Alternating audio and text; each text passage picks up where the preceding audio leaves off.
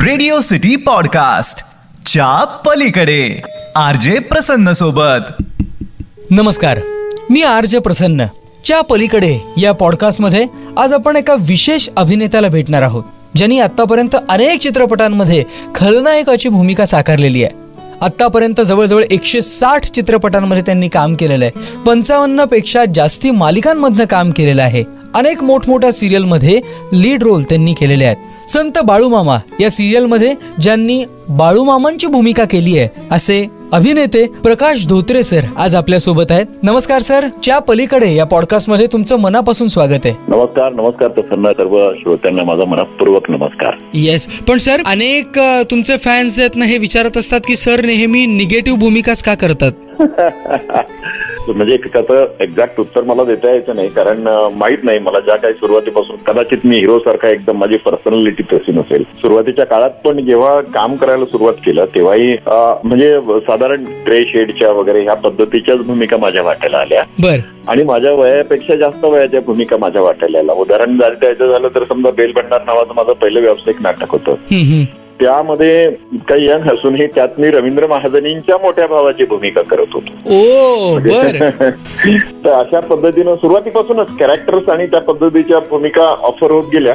आणि नंतर असं लक्षात आलं की बऱ्यापैकी स्कोप जो आहे तो माझाही चॉईस साधारणतः तसाच राहिलेला आणि ऑफरही मला त्याच पद्धतीने होत गेल्या. म्हणून कदाचित निगेटिव्ह भूमिका माझ्या वाट्याला जास्त आल्या असतील बऱ्याचशा चित्रपटांमध्ये. नाही, नक्कीच. पण जी माणसं तुम्हाला जवळून ओळखतात त्यांना हे माहितीये की काम जरी विलनचे करत असले तरी रिअल लाईफ मधले तुम्ही हिरोच आहात. सो नाही, कारण माझा वागण्याचा प्रयत्नच त्या पद्धतीनं असतो की माणूस म्हणून जगायला आणि वागायला मला आवडतं. ते कदाचित त्यामुळे तो प्रभाव असेल किंवा माझ्या आई वडिलांच्या संस्काराचा भाग असेल, माझ्या परिसरातल्या मित्रमंडळींचा भाग असेल किंवा मी माझ्या नोकरीतल्या ठिकाणांच्या वातावरणाचा प्रभाव असेल. नक्कीच सर. पण च्या पलीकडचे प्रकाश धोत्रे जर सांगायचे असतील तर ते नेमके कसे आहेत? कारण लोकांना तुमच्या भूमिका माहिती आहेत. तुमच्याबद्दल सांगायचं असेल तर काय सांगा? Give respect and take respect. मी बऱ्याचशा छोट्या, माझ्यापेक्षा वयानं खूप छोट्या असणाऱ्या माणसांनाही आवाजावच बोलतो आणि मोठ्यांना तर प्रश्नच नाही, आवाजावच बोलतो. कारण जेवढं तुम्ही माणूस म्हणून दुसऱ्याशी जितक्या चांगल्या पद्धतीने वागाल तितक्या चांगल्या पद्धतीने रिस्पॉन्स तुम्हाला मिळतो. It's like a ball.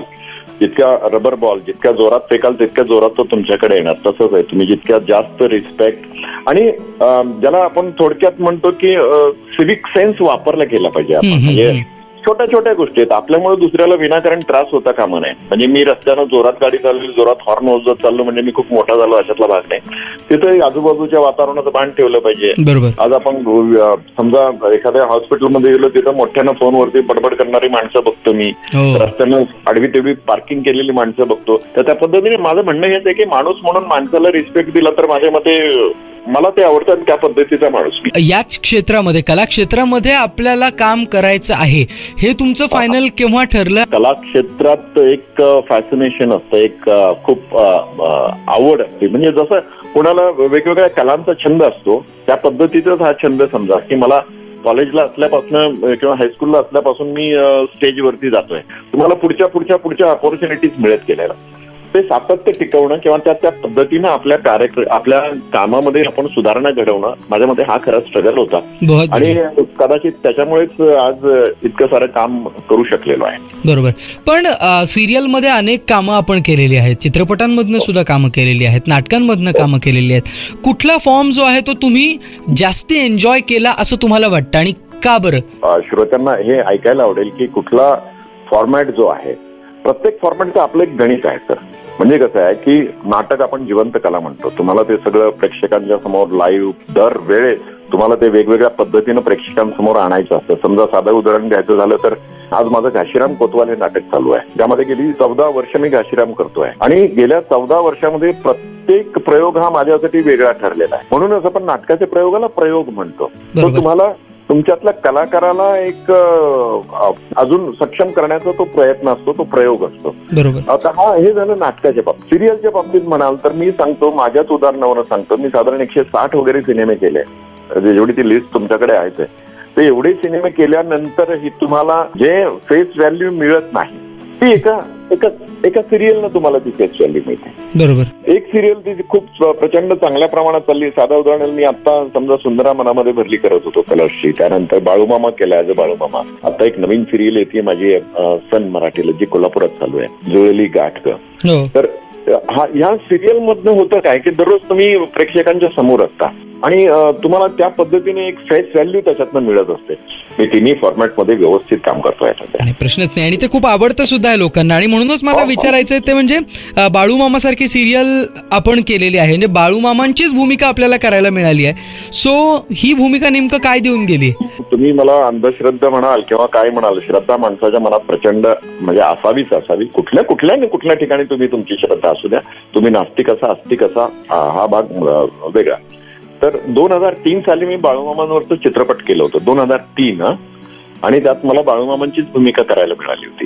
बरं. आणि त्यावेळेस फ्रँकली मला बाळूमामा कोणी पण माहित नव्हतं. आणि हे शूट सुरू करायच्या वेळेस ज्यावेळेस मी तो संपूर्ण ग्रंथ चालला माझा सीन सुरू होण्यापूर्वी, त्यावेळेस मला कळलं की बाळूमामा कोण आहेत, बाळूमामांचं म्हणजे काय आहे त्यांचं. तर ह्या सगळ्या गोष्टी मी ते सीन सुरू होण्यापूर्वी तो ग्रंथ चालला तेव्हा कळलं. आणि मी अगदी प्लेन म्हणजे विदाऊट भूमिकेचा काय अभ्यास न करता वगैरे असं करून त्या कामाला सुरुवात केली. जनरली असं होत नाही ना, माणूस प्रत्येक भूमिकेचा अभ्यास करतो थोडाफार तरी, आणि मग ते काम करतो, राईट. पण बाळूमामांच्या वेळेस तसं काही घडलं नाही. मी आपला काम करत गेलो, सिनेमा कंप्लीट झाला आणि तो सुदैवानं 2003 सालची गोष्ट करतो मी, सुदैवानं तो प्रचंड हिट केला, खूप छान गेला. इतकंच नाही, सुभाष परदेशी त्यांनी ते कन्नडमध्ये डब करून पण विकलं. बाळूमामांचे फॉलोअर्स जे आहेत साधारण कोल्हापूर आणि त्या परिसरात आहेत, तर तिकडे मी प्रचंड हिट गेलो. तिथून पुढे सुमितच्या प्रत्येक प्रोजेक्टला मी राहिलेलोच आहे, म्हणजे त्यांनी आवर्जून मला प्रत्येक प्रोजेक्टला घेतलेलं. कदाचित त्यांच्या दृष्टीने लकी चार्म असेल मी, राईट. असं ते झाल्यामुळे. आणि जेव्हा बाळूमामा ही सिरियल कलर्सला यायचा विचार झाला, ही आता 2020 ची गोष्ट आहे. आणि 2020ला नेमकं त्याच वेळेस कोरोना आणि ह्या सगळ्या प्रकारामुळे आणि आधीच्या नोटबंदीमुळे बऱ्यापैकी इंडस्ट्रीवरती जरा बरीचशी कामं बंद झालेली होती. म्हणजे आपल्या डोळ्यासमोर इतिहास आहे. बरेच दिवस झाले सिरियल केलेले नाही, तर या फॉर्मॅटमध्ये पुन्हा काम करून बघूयात. आणि सुदैवाने ती सिरियल नाशिकमध्ये चालू झाली, आपल्या इथे जवळच, म्हणजे मुंबईपेक्षा तर जवळ केव्हाही. आणि ती करायला घेतली आणि सिरियल चालू झाल्यानंतर मग बाळूमामांची ऑफर आली, कारण त्यावेळेस बाळूमामा मोठे होणार होते. म्हणजे आधी छोटे बाळूमामा होते, मोठ्या बाळूमामांसाठी ज्यावेळेस ऑफर आली, पण ते जरा दोन्ही एकाच चॅनल होते. एक चांगल्या सिरियलचा आर्टिस्ट काढून आपल्याच दुसऱ्या चांगल्या सिरियलला देणं हे जरा थोडंसं एथिक्स मध्ये आणि सगळ्या व्यवहारात ते बसत नसल्यामुळे त्यावेळेस मला करता नाही आले. आणि नंतर जेव्हा सुंदरा संपल्यानंतर पुन्हा ती ऑफर माझ्याकडे आल्यानंतर मग मी वृद्ध याच्यातल्या बाळूमामांची भूमिका मी केली. तरुण ह्याच्यापासून करायची होती ती वृद्धत्वाकडे गेलेला बाळूमामांचा, तिथून पुढे शेवटपर्यंत महासमाधीपर्यंत एवढं मला त्यात करता आलं. तर अशा पद्धतीचा हा प्रवास आहे. आणि बाळूमामांसाठी आजही सांगतो, मला वेगळं काही करावं लागत नाही. म्हणजे जसं मी सिनेमाच्या बाबतीत सांगितलं, काही न वाचता काही न अभ्यास करता मी बाळूमामा करण्याचा प्रयत्न केला. कदाचित मामांची कृपा असावी. आणि जस्ट एक छोटंसं उदाहरण सांगतो की आता बाळूमामा संपल्यानंतर पण मला लागोपाठ 2-3 वेगवेगळ्या सिरियल्सची ऑफर आली होती. आणि बाळूमामांचं करताना इतकं हेक्टिक शेड्यूल होतं ना की मी, आणि तोपर्यंत मुंबईत बेस बनवलेलं होतं आपण, बरोबर. आणि मग ते सोडून मला पुन्हा बाहेर जाण्याची काही इच्छा होत नव्हती. नंतर मग काय करावं म्हणजे 2 वेळा सिरियल नाकारून सुद्धा पुन्हा ज्यावेळेस ही आली, म्हटलं कदाचित मामांचीच इच्छा असावी, मी समजतो की कारण कोल्हापुरात चालू आहे सिरियल, मामा कोल्हापुरात बोलत आहेत, तिथून पुढे आत्मापूर जवळ आहे जिथे मी नेहमी जात असतो मामांच्या समाधीत. एकंदरीतच आतापर्यंतचं जे काम आपण केलेलं आहे, जे यश आतापर्यंत मिळालेलं आहे, त्याचं क्रेडिट आपल्याला द्यायचं असेल तर तुम्ही कोणाला देणार? कशामुळे हे यश आहे? फार महत्वाचा प्रश्न आहे. लहानपणी जेव्हा हे करायचं ठरवलं किंवा स्टेजवरती जायचं ठरवलं त्यावेळेस त्याला मोडता न घालता आई वडिलांनी प्रोत्साहन दिलं, त्यामुळे तेही त्यांनाही जात आहे. माझ्या कॉलेज डेज मध्ये, माझ्या शिक्षणाच्या दरम्यान माझ्या शिक्षकांनी मला जी काही साधारणतः संधी दिली त्यालाही ते, म्हणजे कारण काय होतं की कुठल्या स्टेजवरती कुठल्या पायरीवरती तुम्हाला नाव उमेद केलं गेलं की तिथून पुढचा प्रवास थोडासा थांबल्यासारखा किंवा थोडासा कष्टदायक होतो. तर तिथं त्यांनाही त्याचं क्रेडिट आहे. मुळात नोकरीनंतर, लग्नानंतर, सर्व्हिस नंतर आणि ज्यावेळेस संसार तुमचा चालू असताना सगळ्यात ती तारेवरची कसरत असते. माझ्या मिसेसचा खूप मोठा वाटा आहे यामध्ये.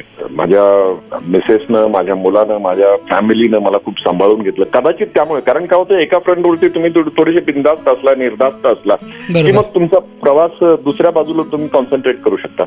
त्या पॉइंट ऑफ व्ह्यू न मला तेवढं निर्धास्त आणि मला पूर्ण पाठबळ देण्याचं काम माझ्या कुटुंबियांनी केलेलं आहे, त्यामुळे त्याचं श्रेय तर नक्कीच त्यांना जातं. आणि साहजिकच आहे, बाकी आपण आपले सारखे असंख्य चाहते जे तुम्हाला जर नाहीच आवडलं माझं काम तर मग बघा, हा एकमेव व्यवसाय असा आहे की जिथं वशिला बिशिला काही चालत नाही. तुम्हाला तुमचं स्किल दाखवायला लागतं. आणि माझ्या स्किल मध्ये मी कमी पडलो तर मी तुम्हाला आग्रह करू शकत नाही, घरातून पकडून आणू शकत नाही, काही करा बसा आणि बघा माझा सिनेमा, असं नाही म्हणू शकत. परमेश्वराचे आभार आहेतच, त्यांच्या आशीर्वादाशिवाय काही घडू शकत नाही. म्हणून या सगळ्या विविध क्षेत्रातल्या लोकांना याचं क्रेडिट जातं. खूपच सुंदर सर, तुमची ही कामाची जर्नी आहे ही अशीच पुढे चालू राहावी या शुभेच्छा आमच्या सगळ्या लिसनर्स कडनं तुम्हाला आहेत. तुमच्या पुढच्या कामासाठी ऑल द बेस्ट. आज आपल्या सोबत होते अभिनेते प्रकाश धोत्रे सर च्या पलीकडे या पॉडकास्टमध्ये. रेडिओ सिटी पॉडकास्ट च्या पलीकडे RJ प्रसन्न सोबत.